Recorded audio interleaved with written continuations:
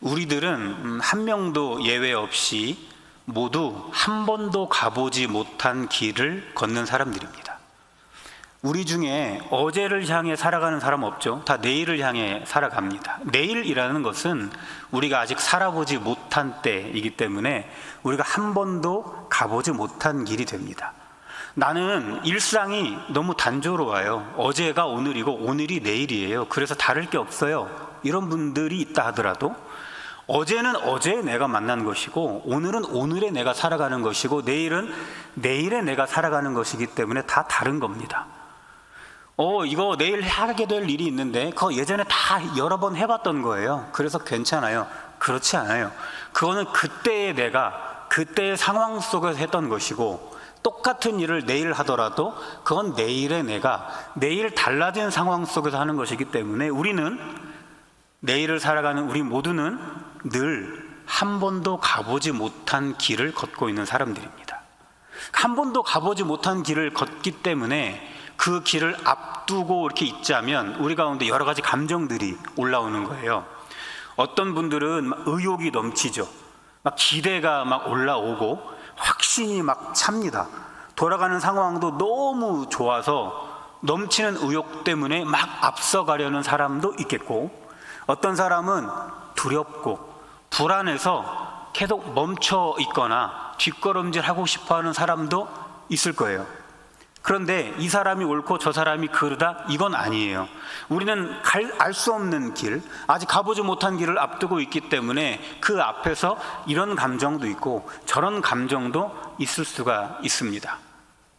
그런데 우리는 하나님 믿는 사람들이잖아요. 그럼 하나님 안에서 우리는 늘 한 번도 가보지 못한 길을 가야 할 텐데 어떻게 하면 그 길을 잘 갈 수 있을까? 내 넘치는 의욕 때문에 그 가는 길을 그르치지 않고 내 이 근거 없는 막연한 불안감 때문에 그 길 못 가고 주저앉아 있지도 않고 어떻게 하면 하나님 안에서 가보지 못한 그 길을 온전하게 걸어갈 수 있을까? 오늘 본문을 통해서 그것을 한번 살펴보려고 합니다. 내일을 향해 걷는 오늘을 우리가 매일 살아가는데 그렇게 살아가는 우리가 가장 많이 실수하는 게 있어요. 서두르는 겁니다. 따라해 봅시다. 서두르지 맙시다. 서두르지 맙시다. 왜 우리가 서두르느냐? 내 안에 확신이 너무 가득해서 그래요. 내 안에 의욕이 너무 불타서 그래요. 빨리 막 해야 되겠거든요. 돌아가는 상황도 다 내 의욕대로 내 생각대로 잘 돌아가거든요. 그래서 빨리 하고 싶은 마음이 있어요. 그러다가 망친다. 우리는 지난 인생을 쭉 돌아보면서 서두르다 보면 될 일도 안 됐다는 것을 많이 경험을 했을 겁니다. 그래서 우리는 내일을 향해 걸어가기에 앞서서 가장 먼저 서두르지 말아야 한다. 이걸 기억해야 돼요. 우리 오늘 3장 말씀을 읽었는데 한 장 앞인 2장에는 무슨 내용이 있냐면 가나안 땅을 정탐하고 온 정탐꾼들의 보고 내용이 있습니다. 뭐라고 보고를 하느냐 찾아볼까요? 한번 2장 24절 말씀 2장 24절 말씀을 같이 한번 읽어보겠습니다. 시작. 또 여호수아에게 이르되 진실로 여호와께서 그 온 땅을 우리 손에 주셨으므로 그 땅의 모든 주민이 우리 앞에서 간담이 녹더이다 하더라. 아멘. 지금 염탐을 하고 온 정탐꾼들이 보고를 하는 내용이 굉장히 고무적이에요. 끝났습니다. 하나님께서 정말 약속대로 저 땅 우리에게 주시는 게 확실합니다. 뭘 보고 그런 이야기를 합니까? 그 땅의 주민들이 뭐가 녹았대요? 간과 담이 다 녹아버렸대요. 왜 녹았느냐? 하나님께서 이스라엘 백성들을 어떻게 애굽에서 이끌어내셨고 사막 땅을 어떻게 인도하셨는지를 소문으로 다 들은 거예요. 가나안 사람들이 이미 다 들었기 때문에 이스라엘 사람들은 아무것도 지금 한 게 없는데 이미 겁을 먹고 주눅 들어 있는 겁니다. 너무 좋은 타이밍이죠. 시간을 놓칠 수가 없는 거 아니겠습니까? 지금 이때를 놓치지 말고 빨리 들어가서 기선제 앞에서 가나안 땅을 차지하면 되는데 여호수아는 뭘 하느냐? 그렇게 하지 않아요. 우리가 읽은 3장 1절에 보면 요단강을 앞두고 요단강만 넘으면 가나안이거든요. 근데 요단강을 앞두고 거기에 멈춰서 유숙합니다. 2절에 보면 며칠 동안 멈춰 있었다고 합니까? 3일 동안. 이 시간이 어떻게 보면 굉장히 아까운 시간이잖아요. 지금 빨리 탄력 받아서 이 분위기 몰아서 빨리 가나안을 쳐들어가야 되는데 그렇지 않고 멈춰 있는 거예요. 왜 이렇게 할까? 서둘러서 가는 것보다 더 중요한 게 있기 때문에 그렇습니다. 3장 3절 말씀 같이 한번 읽어보겠습니다. 시작. 백성에게 명령하여 이르되 너희는 레위 사람 제사장들이 너희 하나님 여호와의 언약궤를 매는 것을 보거든 너희가 있는 곳을 떠나 그 뒤를 따르라. 아멘. 여호수아가 3일 동안 멈춰서 있던 이스라엘 사람들에게 이제 우리가 움직일 텐데 움직이는 것에 대한 기준이 있다 이렇게 이야기합니다. 뭐가 기준이에요? 제사장들이 언약궤를 매는 것이 기준이에요. 그러니까 제사장들이 언약궤를 매는 것을 보거든 우리도 움직이자는 거예요. 그러니까 내 의욕이, 내 어떤 확신이, 돌아가는 상황이 주는 어떤 좋은 어떤 메시지들이 내가 가고 말고를 결정하는 게 아니라 제사장들이 하나님의 언약궤를 매는 것, 그게 우리가 가고 말고를 결정한다 이렇게 이야기를 합니다. 아까 말씀드렸죠. 우리가 대부분 실패하는 이유는 서두르기 때문인데 무엇보다 우리가 서두를 때 그러냐면 하나님보다 우리가 서둘러 나갈 때 대부분 실패를 합니다. 돌아가는 상황 너무 좋았거든요. 지금 빨리 가나안에 들어가서 그 땅을 접수할 수 있었는데 여호수아는 그걸 멈춰서게 하고 분명한 기준을 설명해 줍니다. 하나님의 언약궤를 맬 때가 우리가 움직일 때다 이렇게 이야기해요. 이 언약궤라는 것을 여러 가지 표현으로 설명을 하는데 하나는 법궤, 하나는 언약궤 이렇게 설명을 합니다. 그 네모 상자 안에 그 십계명 돌판이 들어있죠. 그 돌판은 뭐냐면 이제는 이스라엘 사람들이 무분별하게 살지 않고 하나님의 사람으로서 따라야 하는 마땅한 법도가 있다, 이걸 보여주는 게 십계명 돌판인데 그 돌판을 강조하면서 우리가 마땅히 따라야 할 법도가 있다, 이거를 표현할 때 법궤라고 이야기를 하고요. 언약궤라고 표현을 할 때는 뭐냐면 언약, 약속이잖아요. 무슨 약속이겠어요? 하나님께서 그의 백성과 영원히 함께 하시겠다는 그 약속, 그러니까 하나님의 임재하심을 강조하고 설명할 때 그것을 언약궤라고 설명을 합니다. 그러니까 언약궤가 움직일 때 우리도 움직인다라고 여호수아가 이야기했던 것은 뭐냐면 하나님의 임재하심이 그곳에 있을 때 그때 우리가 움직인다, 이런 뜻입니다. 하나님의 임재하심이 있다라는 말은 또 뭘까? 그러니까 내가 가려고 하는 그 내일이 하나님의 임재하심이 있는 내일이냐, 다시 내가 가려고 하는 그 내일이 하나님의 임재하심이 있을 수 있는 내일이냐, 이걸 따지면서 걸어야 한다고 여호수아가 이야기합니다. 우리 한 번도 가보지 못한 내일을 향해서 매일매일을 살아가는데요, 어떻게 하면 그렇게 주어진 오늘을, 한 번도 가보지 못한 내일을 향해 온전하게 걸어갈 수 있을까? 서두르지 않고 걷는 거예요. 그 대신에 하나님의 임재하심을 주목하는 것입니다. 하나님의 임재하심이 내가 가려고 하는 그 길에 있는가, 이거를 따지면서 걸어보자는 거예요. 그러면 어떻게 하면 하나님의 임재하심이 그곳에 있는지를 우리는 알아차릴 수가 있을까? 이 이스라엘 백성들이 이동하고 있는 경로를 묵상해 보면 거기서 영적인 메시지를 우리는 찾을 수가 있습니다. 3장 1절에 가서 보면 이스라엘 백성들이 지금 가나안을 향해서 출발을 하는데 어디서부터 떠났다 그래요? 시딤에서부터 떠났다, 이렇게 이야기를 합니다. 시딤은 어딜까? 민수기 25장 1절은 시딤을 이렇게 표현합니다.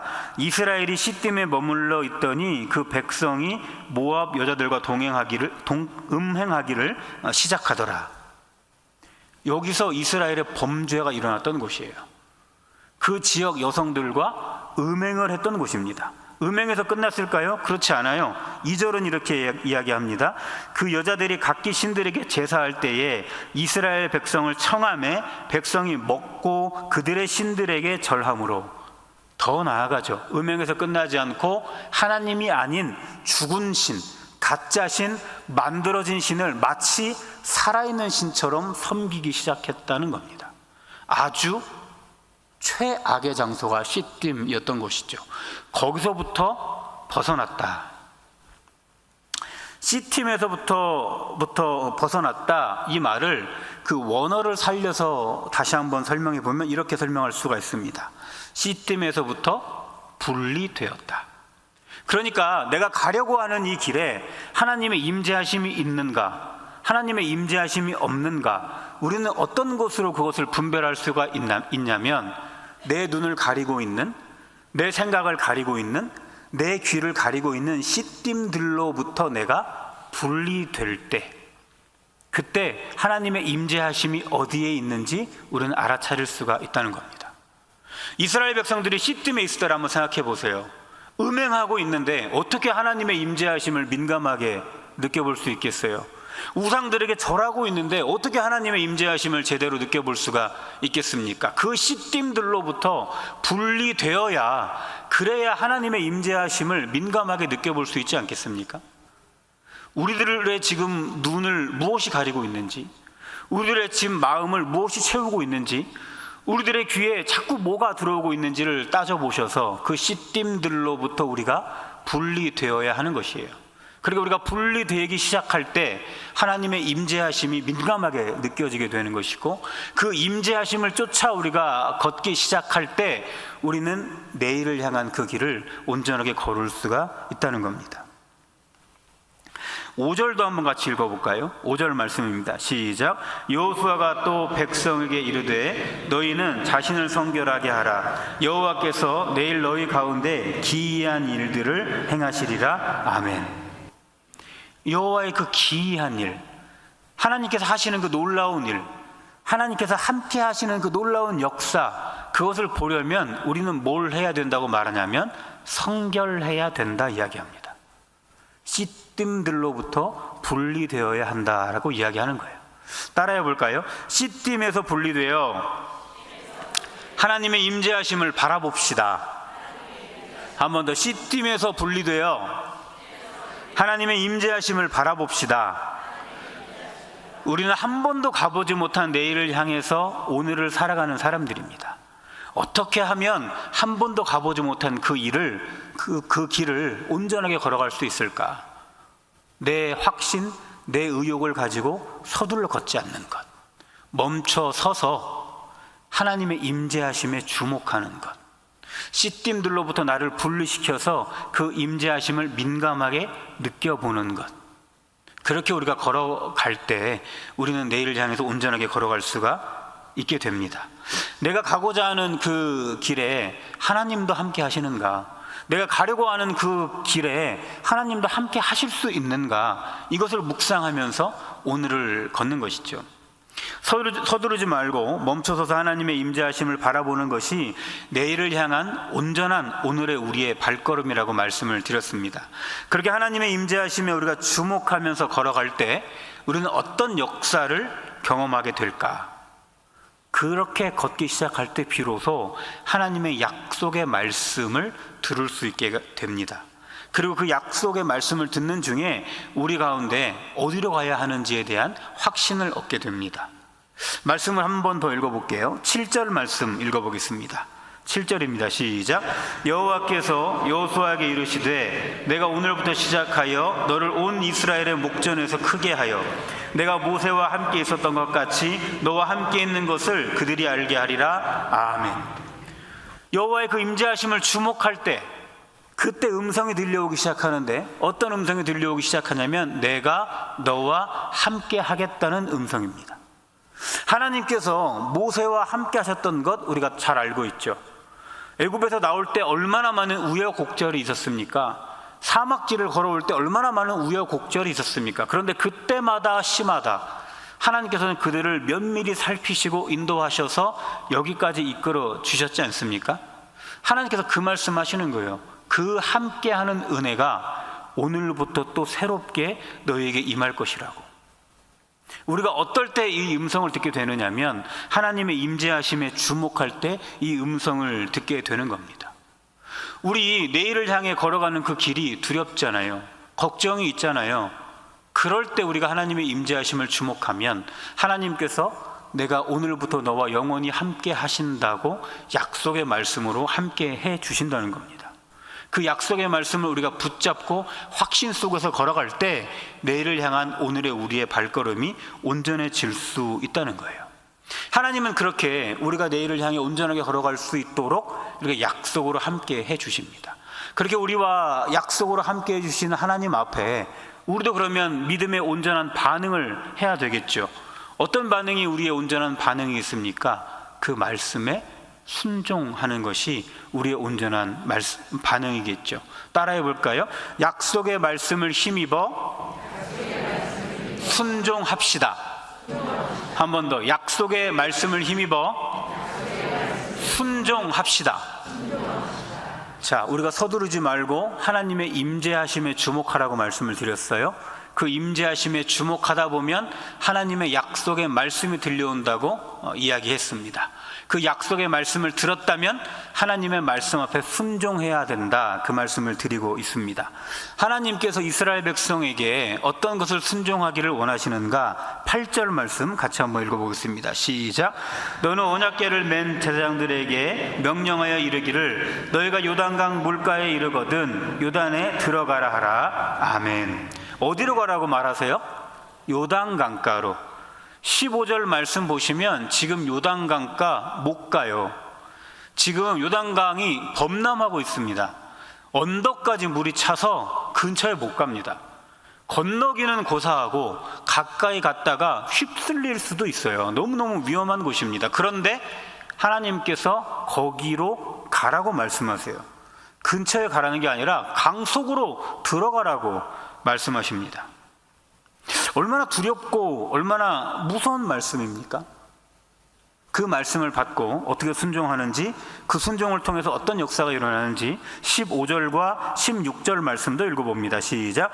요단이 곡식 거두는 시기에는 항상 언덕에 넘치더라. 궤를 맨 자들이 요단에 이르며 궤를 맨 제사장들이 발이 물가에 잠기자 곧 위에서부터 흘러내리던 물이 그쳐서 사르단에 가까운 매우 멀리 있는 아담 성읍 변두리에 일어나 한 곳에 쌓이고 아라바의 바다 염해로 향하여 흘러가는 물은 온전히 끊어짐에 백성이 여리고 앞으로 바로 건널세. 아멘.